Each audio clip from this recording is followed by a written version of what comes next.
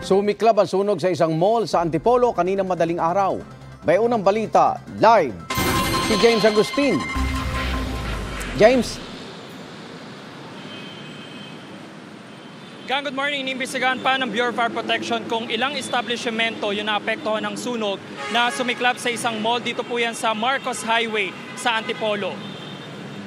Pasado alas 4:30 ng umaga na makatanggap ng tawag ang BFP, Antipolo kaugnay sa insidente. Ilang minuto lang ay itinaas ang unang alarma. Nasa 3 fire truck ang unang rumisponde sa lugar. Kwento ng isang saksi na gulat na lang siya nang makaamoy na parang may nasusunog na goma. May mga pal na usok na raw siyang nakita na nagmumula sa ground floor ng mall. Ayon sa management ng SM City Masinag, nagsimula ang sunog sa isang establishmento sa lower ground level. Inaalam pa raw nila kung ilang establishmento ang naapektuhan.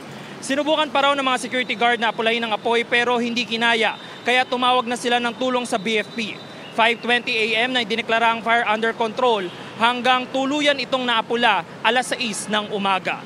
Samantala, nasa loob pa ng compound ng mall tulad na nakikita nyo yung mga responding fire truck habang nagpapatuloy yung investigasyon ng mga taga Bureau of Fire Protection. Naghihintay pa po tayo ng karagdagang detalye mula sa BFP at ayon naman doon sa management itong mall ay normal yung operasyon nila ngayon mula alas 10 ng umaga hanggang alas 9 ng gabi.